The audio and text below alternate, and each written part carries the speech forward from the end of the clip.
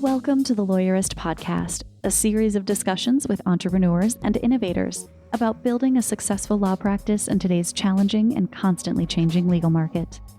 Lawyerist supports attorneys building client-centered and future-oriented law firms through community, content, and coaching, both online and through the Lawyerist Lab. And now, here are the co-authors of the Small Firm Roadmap and your podcast hosts.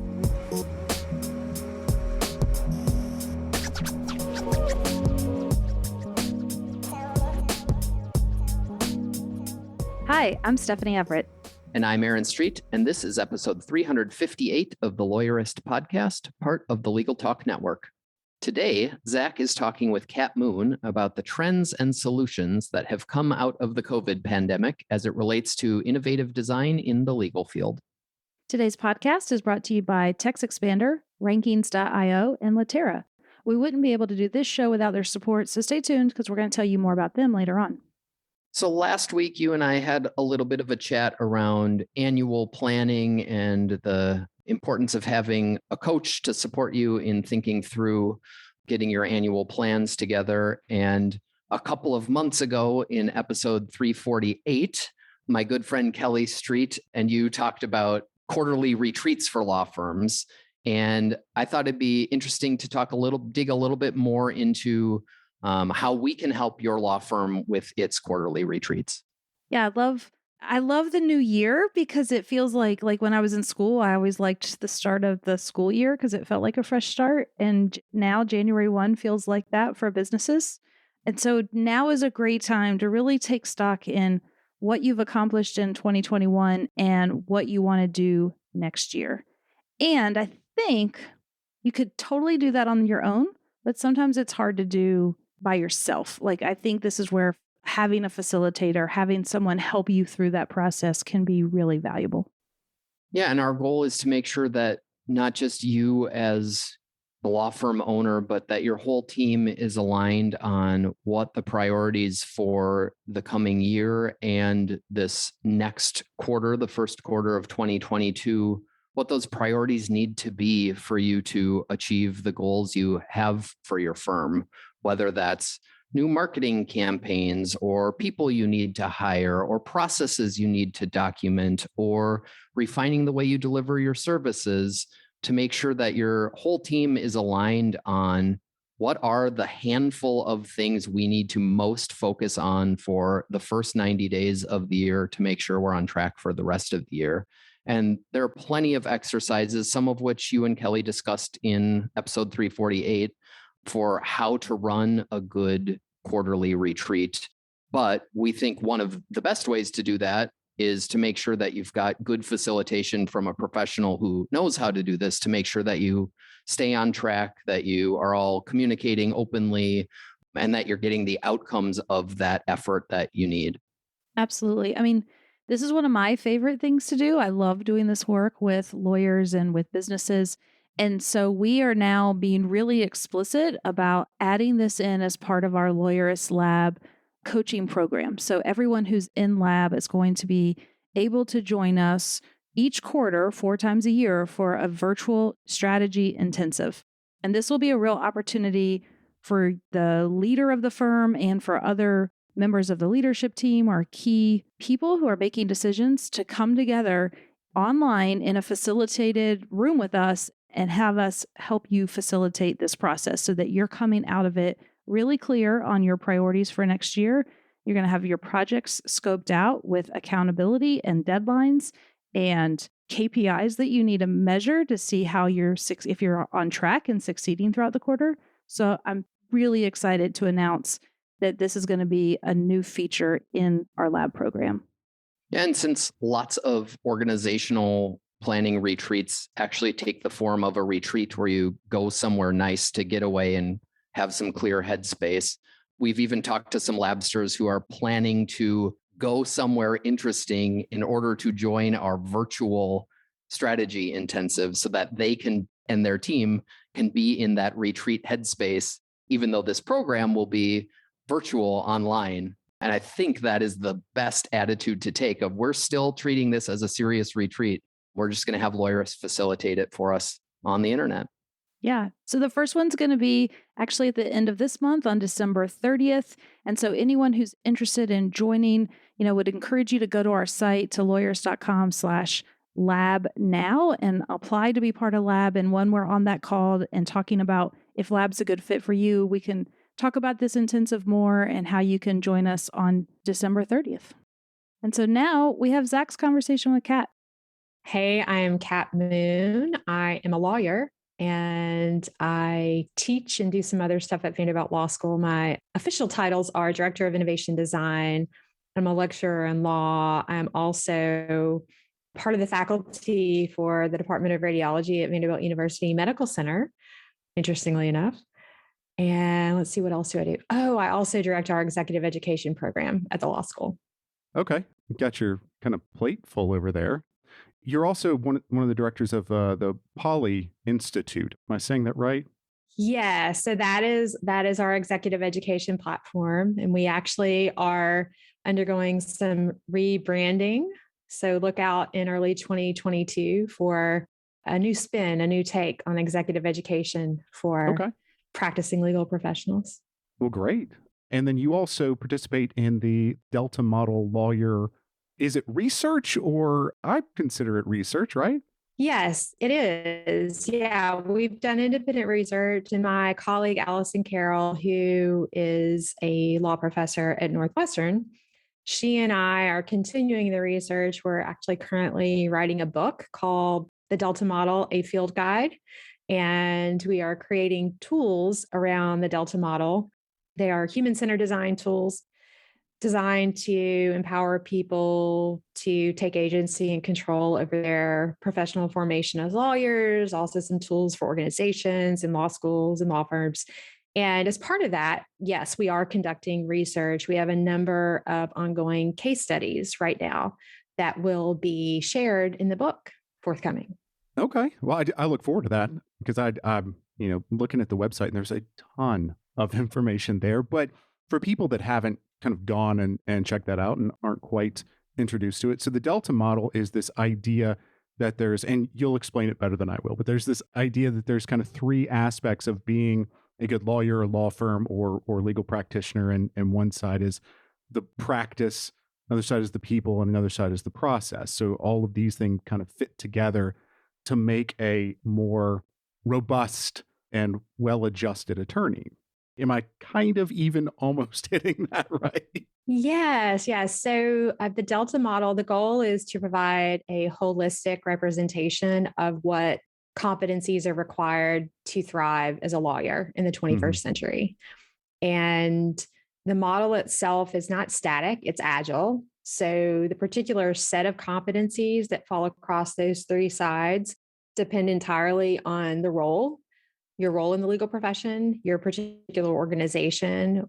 That set of skills might look slightly different in one firm than another, for instance, when it comes to a certain level of associate or partner, depending on that firm's cultures and their goals. So the primary goal is to reflect visually, transparently, and holistically what the competencies are and to align them in a way that does not give preference to any one set of skills. For instance, lawyers often think, and all of our CLE is geared towards this, for example, that we've got to focus entirely on building our lawyering skills, which are those skills that fall on the practice side, the base of the Delta, right? Right. 99.9% of continuing legal education courses are relevant to your quote lawyering, think like a lawyer skills, doctrinal skills in specific subject areas.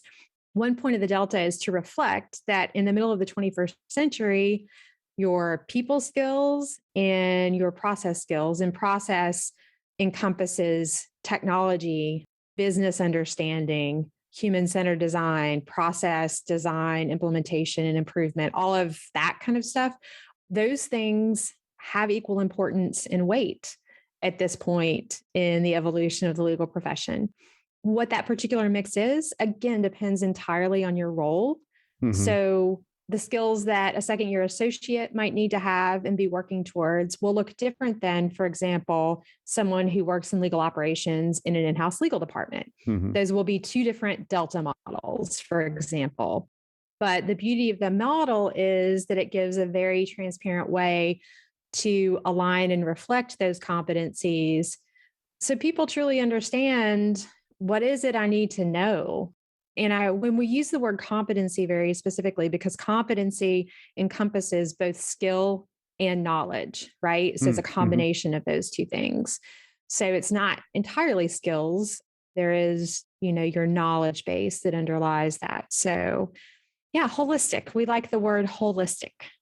I like that. And it really does kind of, just by looking at it, it opens your eyes as a practicing attorney to say, okay, there is more than just, do I know the Tennessee code specifically? Do I know Yep. exactly what I'm supposed to do? And I think a lot of us getting out of law school, we recognize that there's a people side to it. And I almost equate that with bedside manner. You're going to have to deal with opposing counsel. You're going to have to deal with judges and certainly going to have to deal with clients and how you do that. But I think one of the places that we don't recognize, and I know you do a lot of this in your teaching, is that process area, that delivery of services.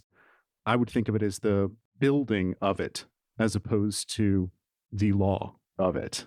And again, I may be saying that completely inappropriately, but I think of that, like, that process side is something I didn't see really when I came out of law school and started practicing in my father's firm at the time.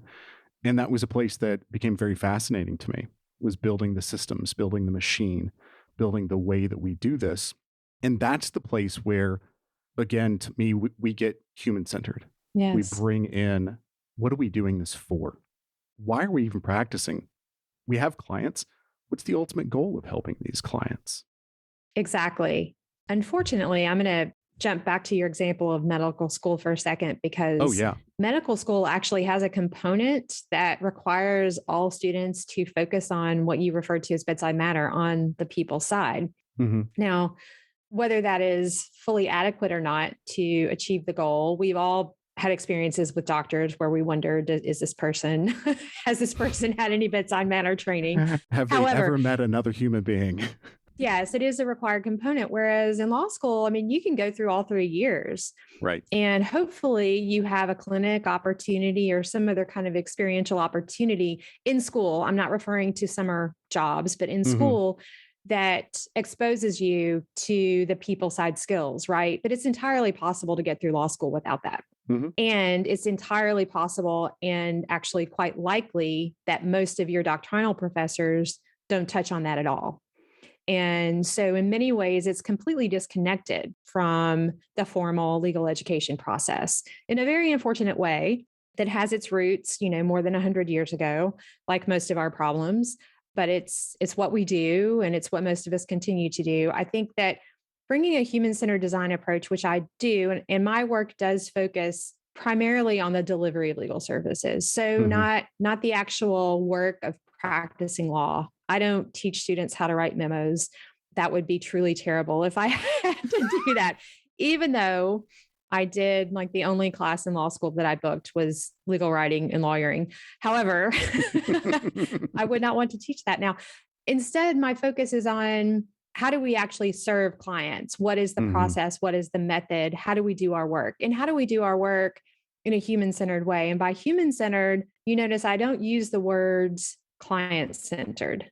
And that's Mhm. very intentional. Right. Absolutely. We are ethically obligated to keep our clients at the center of our work. However, if we look at the current state of the legal profession, which is rife with more and more data coming out daily with fairly severe issues related to mental health and wellness, our rates of Mhm. depression, anxiety, suicidal thinking, all of those things, substance abuse, are far many times greater than the general population.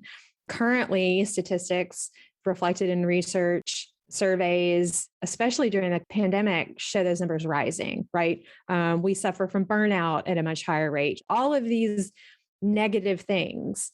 So I'm a big proponent. In fact, I'm fairly adamant that as we consider how we create human-centered delivery of legal services, we also have to put at the center the people doing the work. Yes. And we have to make choices in how we work that set us up to succeed and not continue to really fail at being healthy people, unfortunately. So the human-centered part really is centered on all stakeholders, right? And the people doing the work, we are a significant stakeholder. We absolutely cannot choose to work in a way that sets us up for personal failure, even if we are succeeding on behalf of our clients. So just had to make that little plug about what human-centered means. No, I think that's a very important kind of distinction, because we can operate client-centered, and you can be client-centered in a way where you answer emails immediately. You're always on. Yes. And this isn't healthy for you as the lawyer, but more importantly, that creates a system, a culture in your practice where your assistants, the other lawyers in your firm, at least feel like they have to operate that way. And so your lack of human-centered kind of health or personal health is affecting the other people in your office. And that is not good, to say the least. And it's not a very good way to manage, definitely. But I think human-centered is obviously very specific and a very good distinction as well. Support for today's episode comes from Text Expander. Minimize effort, maximize productivity with Text Expander. Text Expander helps you work faster and smarter so you can focus your time on your most important work. Drive faster results in 3 steps. 1. Create. Make snippets of text for support responses, sales outreach, or even common emails to save them in Text Expander. 2. Trigger. Just type a few characters and watch the snippet automatically expand your text. You can add fill-in-the-blank or more complex functionality to customize your message. 3. Share. Share snippets across your organization. Your team can customize and insert the text in any app on Mac, Windows, Chrome, or iOS with a few keystrokes. Are you a startup looking to scale? Text Expander is here to help you on your journey. Check out Text Expander for Startups, a program that's specifically designed to help startup teams communicate more consistently, accurately, and efficiently. Show listeners get 20% off their first year. Visit textexpander.com/podcast to learn more about Text Expander. Support for today's episode comes from Rankings.io, helping hyper-competitive personal injury attorneys dominate first-page rankings through search engine optimization to become better recognized as the leading law firm in your metro. Rankings is solely focused on SEO for personal injury law firms. You'll work with an entire team of SEO specialists dedicated to helping clients dominate search results with unparalleled industry expertise. Rankings focuses on proof, not promises, by delivering results and never leaving their clients in the dark. You will receive monthly reports that give a full snapshot of where you stand as you watch your firm climb to the first page of Google and generate high-value leads. Most importantly, you'll be one of an elite few. Rankings' unrelenting conviction to be the best drives them to do everything to ensure the personal injury law firms working with them are dominating the search results. To see if you're a fit, visit rankings.io/lawyerist to get started. Today's podcast is brought to you by Latera. Delivering high-quality work on time and on budget is what matters most to your clients. Latera helps law firms maximize client retention rates, increase profit margins, and enhance lawyer happiness. In short, they simplify complex workflows by connecting legal teams to the data they need every day. The result? End user happiness. Most of the world's largest law firms, boutique firms, and corporate legal departments trust Latera to help their legal teams manage all of their documents, deals, cases, and data. Are you ready to join them? Latera is excited to hear about the challenges facing your organization, show you their software in action, or simply discuss whatever else might be top of mind. Get a demo with their document experts today by visiting latera.com/lawyerist. One of the things I kind of want to talk about a little bit, and this has been going through my head lately, and as I've been seeing things you're doing on Twitter, which is @InspiredCat, this idea of a holistic lawyer or holistically providing services to your client. And I see, and at least kind of read some tea leaves in what you're doing, that you're teaching these concepts to your students as they're coming out of law school. And I start to think that's going to change law. That type of thing, kind of from the bottom, is going to change how we practice law in the future, even seasoned attorneys that are set in their ways. I hope so. Well, let me say that I do endeavor, one of my primary objectives, one of my primary missions with students is to give them the core set of human centered mindsets so that they enter the practice believing that they have what are essentially superpowers, right? And when you talk about a holistic practice, I think that touches on a number of those. I'll reference one specifically, and that's the notion of collaboration, which I refer to as radical collaboration, especially in the law. And I use the word radical for a whole host of reasons, but first and foremost, collaboration is considered kind of radical in the law because we are trained starting in law school to be very independent and competitive in the way we work. We are rewarded in law school primarily for what we can produce independently, and we are judged very harshly based on our performance compared to those around us, right? Very little about that system encourages or facilitates meaningful collaboration with our classmates and our colleagues. And so I start there to give my students meaningful experiences at collaboration. We talk about what good collaboration looks like. We talk about the mindsets that collaboration requires and how you do it well, how you show up as part of a team to do good work with other humans. And then I give them opportunities to practice that. And the goal being they enter the profession believing that this is part of how you work. This is how we do our best work, right? The other radical part of it, so it's radical just in general in the law. And I know a lot of people, a lot of lawyers will say, well, I'm part of a practice group or I collaborate with people all the time. I will just say this. I've observed a lot of things in law schools, both as a student and as a professor now in my, I think, 5th year. I've observed a lot of work in law firms, both in almost 20 years of practice and doing a lot of research in my work, observing other people in their work. Very few, if any, law firms operate in a true teamwork method, right? We can look at examples in other industries, other professions that truly operate as functional teams. This is not how legal work is organized. It simply isn't. Some people may collaborate here and there, but this is not how we organize our work. So it's radical in that way. The other way it's radical from a human-centered design perspective is this. Research shows that when you bring a group of people who are cognitively diverse together to solve a problem, they get to better solutions more quickly. And by cognitive diversity, I mean people who are trained and have experience solving problems in different ways. So, for example, if you bring a group of lawyers together to solve a problem, well, this is not a cognitively diverse group of people. They may bring diverse experiences to the table. Yes, that can be valuable. However, every single one of them was trained to solve problems in exactly the same way.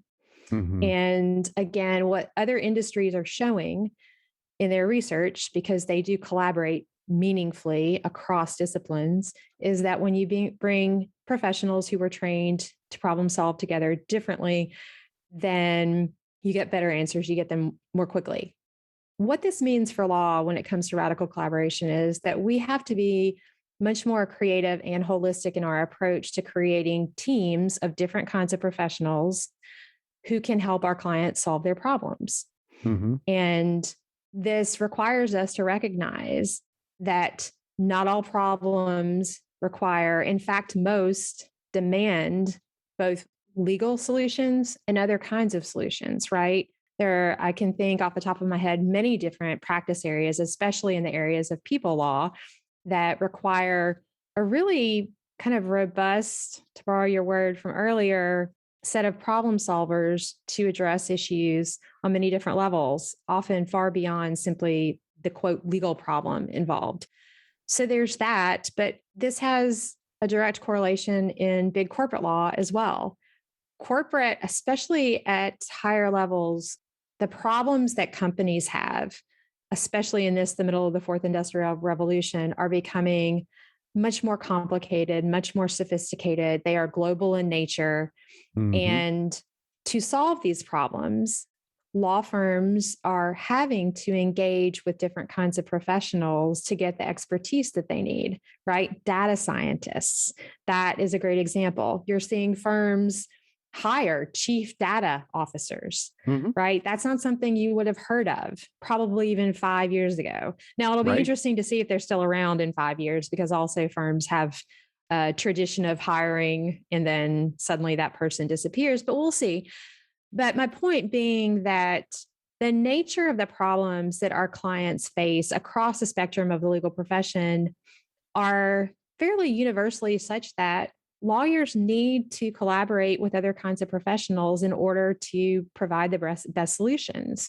Mhm. And I do not observe in my 20 years of practice and my many years of teaching that we do a good job of preparing lawyers to be part of multidisciplinary collaborative teams. We don't enter the practice with the mindset that that's how we do our best work. Often we enter the practice with the mindset, I'm a lawyer. We're the only people in the world who can solve people's legal problems. Mhm. And therefore, I'm the smartest person in the room when it comes to this. Mhm. And I don't need anyone's help. I'm a lawyer. Everybody else is not a lawyer. That's So, right. I'm a lawyer. Everybody else is non-lawyer. And when you think about collaborating with people with that mindset, you've already kind of screwed yourself up there. you've shut it down before it's even started. You're not thinking, I'm a lawyer, I'm going to collaborate with a data scientist or somebody that is a very good project manager, or, I mean, tons and tons and tons of different people that you could collaborate with to solve these people's problems, these issues. I Yes. think it is essentially common knowledge now that most people that have what we as lawyers consider to be a legal problem have no idea they have a legal problem. Absolutely. That's really a fundamental challenge that we face. I think we as a profession have evolved in such an insular way Hmm. that we frankly do a terrible job of communicating clearly to the public we serve exactly how we can help them. Periodically, I have to look for some kind of lawyer. Usually it's like a family member or a friend who's trying to find help. And I don't happen to have somebody in my network who does that kind of thing. So I'll just jump on Google. Hmm. It's a nightmare. I even kind of know what I'm looking for, and it's Right. impossible to find and vet and really make any sense. And I'm someone with legal training, right? Hmm. To get to the kind of help that is most likely to be productive for the specific situation. So, yeah, I keep meaning to have that actually be an exercise that we do in one of my classes. I might have to do that in law as a business next semester. Absolutely. It's just it's just very frustrating.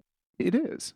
But I think that makes me think of this idea of being a holistic practice. When we do collaborate with somebody who is outside or slightly outside of our expertise, maybe we're getting closer to what a client is actually going to call their problem. Absolutely. If we're a family lawyer, maybe we collaborate with somebody that does family counseling. And this person is, I know technically we can't necessarily have them in our office, but we can create, some complex business structures that will allow them to be part of our circle at the very least. Yes. And this person is now helping us help our clients, or just quite frankly, helping people, and then connecting people to us in order for us to provide a solution to their problem. I agree completely. And that's a great example of a point I make often. There's constant conversation about what is that array of competencies that lawyers need to practice. And I maintain again that array of competencies depends entirely on the kind of work you're doing. Hmm. And I will say that no matter what kind of work you're doing, there is expertise you need to rely on to help clients that also is not expertise you should go have. Hmm. And so, for example, I fall in the camp of lawyers do not need to learn how to code. Now, that doesn't mean if you're interested in it and that's something you'd like to do, By all means. I don't want to foreclose that option for you. Go forth and learn how to code. Go learn Python. Become a data scientist for that matter, Mhm. if that's what you like to do. However, I don't think even in the most sophisticated practices that is required. What is required, however, is recognizing this is the kind of expertise this situation demands. And therefore, I need to collaborate with someone who Mhm. brings this expertise. Also, depending on your practice, you may have to have some fundamental understanding and knowledge yourself so that you're able to effectively communicate, right? Mhm. And collaborate with said expert, for instance, in data science. But a family law lawyer as well, that person does not need to become a mental health professional. Mm-mm. And that person also can better serve clients if they're able to collaborate with someone who can provide that service to clients and who also can help the lawyer understand the dynamics that are involved, right? You get a certain understanding that comes with rich collaborations like that simply make you better at doing your job and empower you to better serve your clients. And I will say too, this is an example of letting go of that mindset that lawyers have to know everything and do everything. That, kind of goes back to my earlier point, lawyers don't need to code. Just because a skill pops up as something that could be relevant to legal practice, again, the important thing is understanding that that exists and understanding, is this something I need to do, or is this something that I need to collaborate with someone else who does it, right? Mhm. So, again, depending on your practice area, you might need some fundamental marketing skills, especially if you're a solo practitioner. Mhm. And ideally, you have some, but you collaborate with a marketing expert, right? Right. Because your work is actually practicing law. So I think it translates in all kinds of opportunities we have to meaningfully and radically collaborate with people who can empower us to do our work really well and serve clients more holistically. Mhm. And I think that's a good place to end.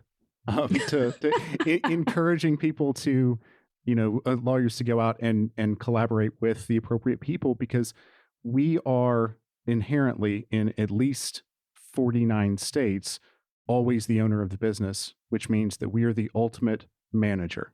And you Yep, have to act like a manager in that scenario, and you can't do everything. You have to bring people in to help you do it. absolutely. Well, Kat, as always, thank you for being with us. I really enjoyed our conversation. It was fun. Thank you for having me. The Lawyerist podcast is produced by Bailey Tiller and edited by Ryan Croft. Are you ready to implement the ideas we discussed here into your practice? Wondering what to do next? Here are your first 2 steps. First, if you haven't read the Small Firm Roadmap yet, grab the first chapter for free at lawyerist.com/book.